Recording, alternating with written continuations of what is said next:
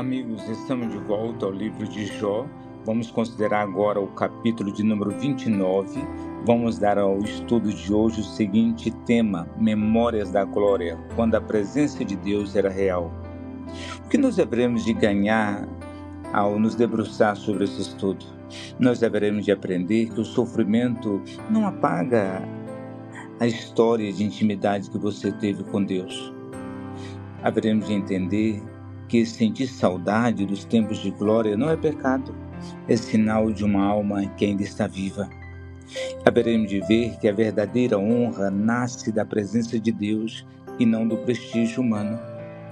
E nós todos seremos convocados a valorizar os dias bons, sem esquecer de que Deus continua presente nos dias maus. O tema desse estudo, seja uma síntese desse estudo, é o seguinte: nesse capítulo, Jó olha para trás com saudade. Ele recorda os dias em que a luz de Deus brilhava sobre a sua tenda, quando ele era respeitado pelos líderes e amado pelos humildes. Mais do que isso, ele lembra quando a presença de Deus era palpável sobre a sua vida. Não é um lamento amargo, mas uma lembrança reverente. Jó sente falta da comunhão que já teve com o Altíssimo. Isso diz muito sobre o que de fato sustentava a sua vida. A título de introdução, eu quero dizer o seguinte: depois de longos debates, Jó silencia os amigos e nos capítulos 29 a 31 ele apresenta suas reflexões finais.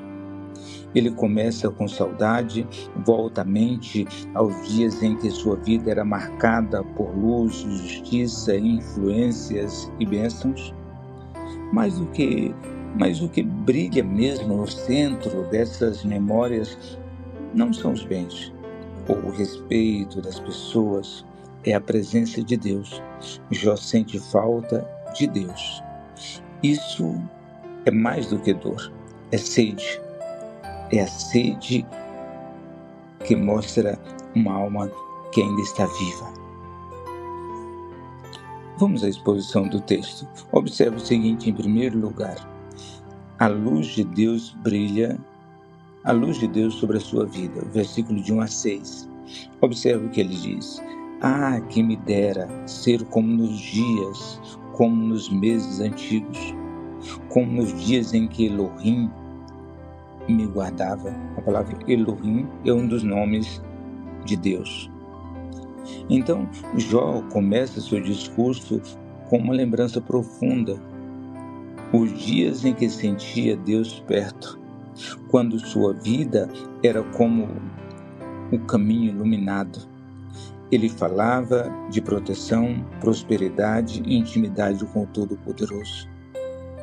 Meus queridos, a maior bênção da vida não são os bens, mas é a presença de Deus em nosso caminho.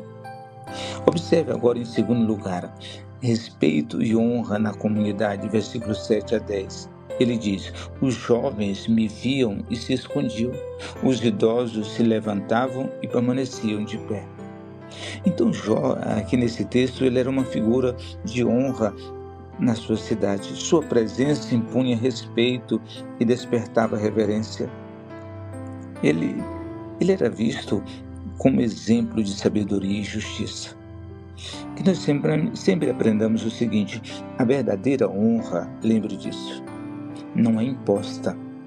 Ela é fruto de uma vida reta, sensata e marcada pela graça. Em terceiro lugar, observe isso: Pai dos necessitados. Versículo 17, versículo 11 até o 17. Eu era olhos para o cego e pés para o coxo. Jó lembra que a sua vida não era centrada em si. Ele defendia os fracos, socorria os pobres, fazia justiça aos oprimidos. Era um verdadeiro espelho da misericórdia divina entre os homens. Que nós possamos lembrar o seguinte, meus queridos amigos: o justo é conhecido não apenas por sua fé, mas por sua ação compassiva, bondosa, cheia de graça. Observe em quarto lugar, esperança de uma velhice abençoada, versículo 18 até o 20. Então eu dizia, morrerei no meu ninho, diz Jó, e multiplicarei os meus dias como areia.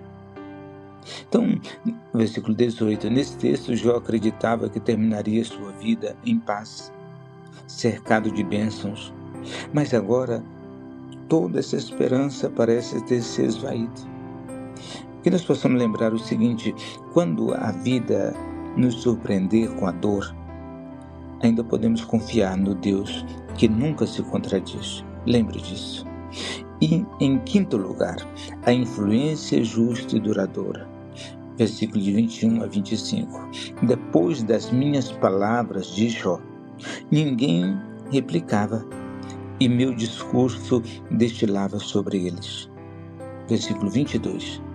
Então, as palavras de Jó tinham peso, suas decisões eram buscadas, suas atitudes imitadas. Ele era um líder de verdade, não por status, mas por sua sabedoria e temor do Senhor. Que nós possamos aprender o seguinte, o impacto mais duradouro em nossa vida não vem do poder, não vem do dinheiro, não vem da fama, vem da retidão. Líderes piedosos deixam marcas eternas. Observe agora o que disseram alguns teólogos sobre isso a título de reflexão. Por exemplo, João Calvino disse que a glória está em sermos instrumentos da justiça e da compaixão de Deus, não em sermos exaltados pelos homens. Observe o que diz Mateus Henry. Ele diz o respeito que Jó recebia era resultado direto da sua piedade.